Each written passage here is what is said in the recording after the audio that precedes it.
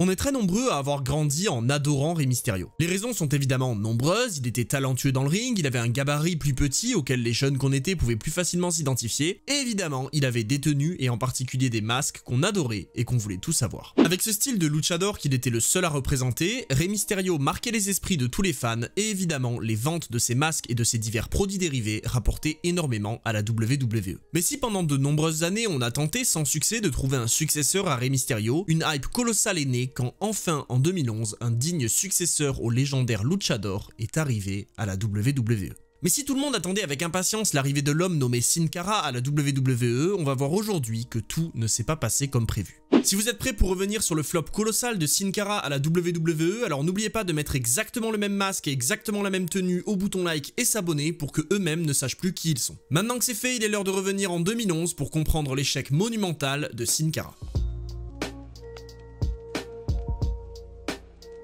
Pour commencer, il faut comprendre qu'au-delà de la hype qui est née à notre échelle de jeunes fans de catch qui se justifiait principalement par la ressemblance entre Sin Cara et Rey Mysterio et la hype de voir un remplaçant à l'un de nos favoris, la signature de Sin Cara à la WWE a fait énormément de bruit dans le monde du catch. Nombreux étaient les gens qui connaissaient celui qui se faisait appeler Mystico au Mexique et tous nous assuraient une chose, il s'agissait là de l'un des catcheurs les plus talentueux au monde, plus agile et athlétique que Rey Mysterio. Sin Cara allait bouleverser la WWE et le monde du catch. Les attentes étaient gigantesques. On voulait tous voir ce que ce catcheur masqué allait donner et on espérait tous le voir exploser dès son arrivée. Mais justement, alors que les attentes grandissaient de plus en plus et que la WWE faisait monter la hype avec des vignettes et des annonces, derrière les rideaux, les ennuis commençaient déjà. Dès le début, Sin Cara refuse de passer quelque temps au centre de développement de la WWE, la FCW. Il ne doute aucunement de son talent et considère qu'il est une suffisamment grande star au Mexique pour passer directement dans le roster principal. Et honnêtement, sur le papier, il n'avait pas tort. Je le répète, mais le gars était une énorme sensation au Mexique, il avait un talent monumental et il était apprécié et respecté de tous. Du coup, quand un gars comme ça refuse d'aller au centre de développement pendant quelques semaines, évidemment, la WWE lui fait confiance et accepte. Après tout, il s'adaptera peut-être parfaitement au style de la WWE. Et justement, il va rapidement être temps de voir ça. Après toutes les vignettes et la hype qui grimpaient depuis de nombreuses semaines, on allait enfin être servi et on allait enfin voir Sin Cara lors du Raw du 4 avril 2011. Alors que Sheamus vient de battre Daniel Bryan, il s'en prend à celui-ci après la fin du match et malgré les instructions de l'arbitre, le champion des États-Unis ne compte pas s'arrêter là. Mais soudain, alors qu'il continue son attaque, une musique retentit. Ça y est, enfin, le public va être servi. Celui qu'ils attendaient depuis des semaines est enfin là, la sensation internationale venue du Mexique, Sin Cara est dans la place. Le luchador arrive à pleine vitesse et semble s'envoler au-dessus des cordes avant de dérouler sur Sheamus, le faisant partir à l'extérieur puis se jetant sur lui avec un crossbody très impressionnant. Les yeux du monde étaient rivés sur lui et personnellement à l'époque j'étais hyper content, j'avais énormément d'attentes et pour l'instant j'étais clairement servi. Parce qu'en réalité, on va le voir au fil de cette vidéo, mais à ses débuts, Sin Cara était vraiment hyper impressionnant, rien que son finish du haut de la 3ème corde, il était hyper stylé et honnêtement on avait toutes les raisons du monde d'être hypé par ce personnage. Alors effectivement, beaucoup ont remarqué que le saut de son entrée est légèrement raté, mais honnêtement rien de bien grave, Sin Cara était là et il venait en 2 mouvements de montrer une partie de son talent et on attendait tous d'en voir beaucoup plus à l'avenir. À ce moment-là, tous les matchs de rêve commençaient à fuser dans nos têtes, à commencer par un affrontement ou pourquoi pas même une équipe avec Rey Mysterio, et les masques se vendaient déjà comme des petits pains aux États-Unis et dans le monde entier. Sin Cara, c'était le futur. La semaine suivante, il affronte Primo dans un match dans lequel il expose encore une fois l'entièreté de son talent et régale tous les fans. Alors certes, il y a un petit raté sur la fin du match, mais qui est simplement dû à un mauvais placement de son adversaire, et pour l'instant, Sin Cara faisait une très bonne impression. Mais si tout se passait bien jusque-là, la suite ne va pas être aussi positive. Bien qu'il ait l'opportunité de faire équipe avec le visage de la WWE John Cena, le nouveau catcheur est drafté à SmackDown et il affronte Jack Swagger le 29 avril. Et dès ce match du côté du show bleu, on remarque que quelque chose a changé. Le ring est éclairé par une lumière bleue et orange et la salle est assombrie. Alors ça pourrait être une bonne idée, mais en réalité ça rendait surtout l'action plus compliquée à voir et n'apportait pas grand chose au personnage je trouve. Mais c'était pas ça le plus grand problème. Si le fait de rater son entrée lors de ses débuts pouvait être attribué à du stress ou simplement à de la malchance, on va voir que Sin Cara va dans les semaines qui suivent plus souvent rater ce saut que le réussir. Et malgré ça, les fans vont continuer à le soutenir et je me rappelle que la hype ne diminuait pas, on pensait encore avoir devant nos yeux le prochain prochain Rey Mysterio. Mais pourtant, sa prochaine rivalité contre Chavo Guerrero va nous prouver qu'on avait sacrément tort. Cette rivalité va pour moi illustrer parfaitement le problème avec Sin Cara. Dans chacun des matchs qu'il va avoir avec Chavo, on va avoir des actions hyper impressionnantes où on va pouvoir apprécier le talent du luchador, mais également des énormes ratés qui vont grandement entacher le parcours de Sin Cara. Dès over the limit, lors de son premier match sur la carte principale d'un pay-per-view, il rate la prise qui lui donne la victoire, rendant un petit peu étrange la fin du match. Et malheureusement, ces ratés vont continuer dans de nombreux matchs semaine après semaine, ce qui va petit à petit déranger les fans. Alors personnellement à l'époque c'était pas quelque chose qui me dérangeait, évidemment que j'étais jeune, je voyais un mec masqué faire des acrobaties, ça me suffisait, je faisais même pas gaffe à s'il faisait les choses bien ou pas. Mais vous vous en doutez, les fans plus aguerris et surtout les officiels vont commencer à remarquer les nombreuses erreurs de Sin Cara et tout ça va commencer à poser problème. Mais malheureusement c'était pas fini et c'est pas le seul problème que le luchador va rencontrer à la WWE. Alors qu'il est toujours invaincu, il affronte Christian à SmackDown le 1er juillet et subit sa première défaite dans un match dans lequel encore une fois on pourra voir de nombreux ratés. Et pourtant face à lui on a Christian, un catcheur non seulement extrêmement talentueux mais aussi très expérimenté, et on est donc en droit de se poser la question, qu'est-ce qui se passe avec Sin Cara? Eh bien on répondra à cette question à la fin de la vidéo parce qu'avant toute chose un nouvel événement va venir entacher la route de Sin Cara à la WWE. Alors qu'il intègre le match Money in the Bank dans le pay-per-view éponyme, Sin Cara est démoli par Sheamus à travers une échelle dans un moment extrêmement impressionnant et le lutteur masqué quitte l'arène sur civière. Si la WWE nous informe d'abord qu'il s'agit d'une blessure, on va rapidement comprendre que tout cela n'était qu'un angle permettant d'éloigner Sin Cara des écrans pendant 30 jours. Et effectivement, 30 jours c'est très précis puisque dès le lendemain du show, la nouvelle tombe, Sin Cara a été testé positif à une substance interdite qu'il attribuera à une injection inconnue effectuée par un médecin et il est donc suspendu pendant un mois.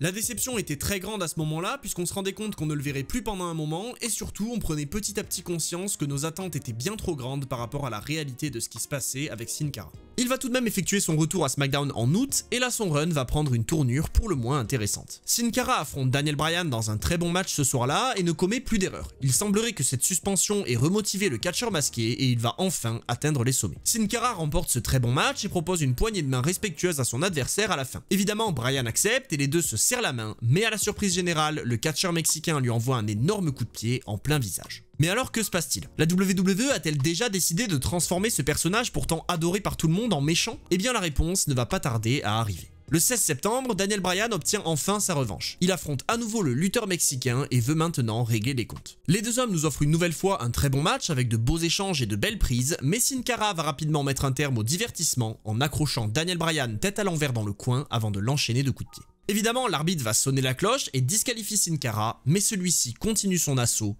et soudain...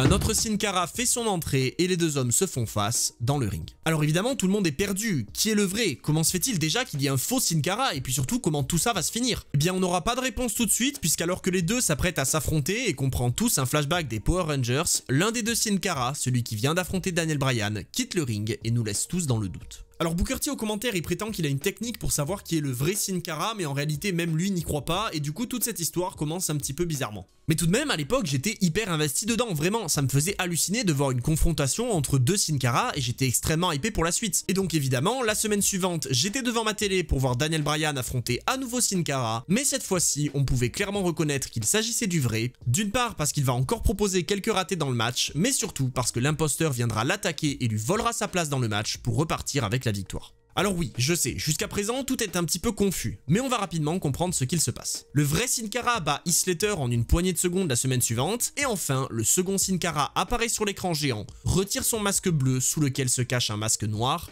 et enfin, tout était clair. Il y avait bel et bien deux Sin Cara, un original avec un masque bleu et un imposteur avec un masque noir. Alors, la WWE a tenté de lier cette histoire au passé des deux hommes qui ont aussi tous les deux porté le nom de Mystico lors de leur carrière au Mexique, mais le problème c'est que malheureusement pas grand monde connaissait leur passé, et du coup c'est pas vraiment très clair pour les fans. Alors heureusement c'était pas nécessaire pour comprendre la rivalité, le simple fait d'avoir un imposteur suffisait, mais selon moi la rivalité aurait pu être bien meilleure si la WWE nous avait expliqué le contexte plus en détail. Mais malgré ça, on était quand même hypé par Sin Cara, et franchement cette rivalité pour commencer c'était pas trop mal. En plus le vrai Sin Cara triomphe puisqu'il met un terme à la rivalité dans un match masque contre masque le 21 octobre, forçant son adversaire à retirer son masque et s'installant véritablement en tant que seul réel Sin Cara. Mais malheureusement l'histoire de Sin Cara ne va pas beaucoup plus loin. Il va se blesser peu de temps après, dans un moment fatidique, puisque la WWE avait pour projet d'organiser un match entre lui et Rey Mysterio à WrestleMania, qui aurait très certainement pu propulser sa carrière. Au lieu de ça, Sin Cara effectuera son retour de blessure après un moment et se lancera dans un run en équipe avec le légendaire luchador masqué, de qui il avait beaucoup à apprendre, mais encore une fois, tout ça ne mènera pas bien loin.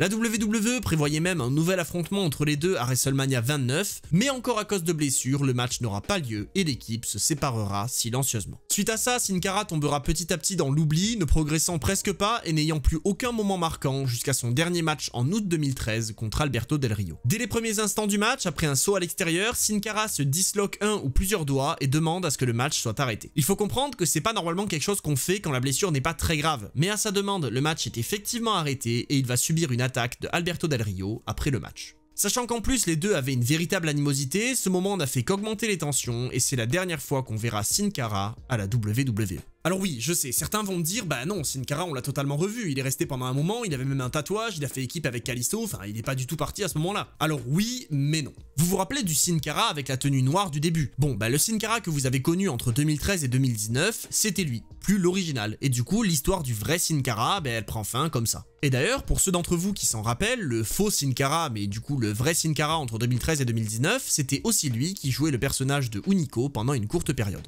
Mais pour revenir sur Sin Cara, il faut maintenant comprendre ce qu'il s'est passé. Comment un talent aussi prometteur, autant apprécié des fans, que ce soit les plus jeunes comme les plus expérimentés, et surtout qui vendait autant de produits dérivés, a pu échouer à la WWE? Eh bien, il y a plusieurs raisons. Vous vous rappelez quand je vous ai parlé du centre de développement et du fait qu'il ait refusé d'y aller? Et vous vous rappelez aussi de tous ces petits botches, c'est-à-dire ces petites erreurs pendant les matchs? Eh bien, c'est là une première raison de l'échec de Sin Cara. Il n'a pas voulu passer du temps à se former au style WWE et du coup, forcément dans le ring, ça posait souci. Il faut comprendre que le style mexicain est extrêmement différent du style américain. Déjà, les catcheurs travaillent à droite, alors qu'aux États-Unis, en général, ils travaillent à gauche. Alors, je suis pas un expert et j'imagine que certains l'expliqueraient bien mieux que moi, mais globalement, ce que ça veut dire, c'est que quand Sin Cara faisait un bras à la volée par exemple, il avait l'habitude de le faire sur le bras droit, alors que son adversaire lui était habitué à le subir sur le gauche, donc évidemment ça entraînait des cafouillages. Alors il n'y a pas que ça, parce qu'il y a aussi évidemment une histoire de rythme et de vitesse, le catch mexicain étant quand même plus rapide que le catch à la WWE, mais il y a d'autres raisons qui expliquent l'échec de Sin Cara. Étant réellement mexicain, Sin Cara ne parlait pas anglais à son arrivée à la WWE en 2011. Et si à la base ce n'est pas un problème, le fait qu'il ait refusé d'apprendre l'anglais a entraîné des problèmes de communication dans le ring. Alors oui, son argument principal était de dire qu'il n'avait pas besoin de communiquer, qu'il n'était pas un clown et que son catch faisait tout, mais malheureusement ça marche pas comme ça. Mais le fait de ne pas parler anglais ne pose pas uniquement problème dans le ring. On imagine que la WWE avait aussi pour projet d'utiliser Sin Cara dans des vignettes, des pubs ou même des apparitions TV, et le fait de ne pas parler anglais a également dû freiner ces projets-là. Mais si beaucoup ont tendance à rejeter la faute uniquement sur lui et l'accusent d'être responsable de son propre échec, on peut aussi dire que la malchance a beaucoup joué. Entre la suspension, qui certes effectivement est plus de sa faute qu'autre chose, mais bon voilà, et surtout ses blessures, Sin Cara n'a jamais réellement pu exploser. Et qui sait, peut-être qu'une rivalité avec Rey Mysterio l'aurait propulsé au sommet et l'aurait motivé à apprendre l'anglais ou à du moins s'adapter au style WWE. Mais quoi qu'il en soit, la carrière de Sin Cara à la WWE fut un échec total. L'homme que le monde attendait avait peut-être une hype bien trop élevée à laquelle il n'a clairement pas su faire honneur. Un manque de chance cumulé à un manque de volonté parfois ont véritablement tué sa carrière aux États-Unis et il est depuis revenu au Mexique pour reprendre là où il s'était arrêté. Si on était nombreux à attendre un remplaçant à Rey Mysterio et qu'on était hypé par l'arrivée de Sin Cara, on a aussi été nombreux à voir que tout est rapidement tombé à l'eau et il reste aujourd'hui l'un des plus grands exemples d'échec à la WWE.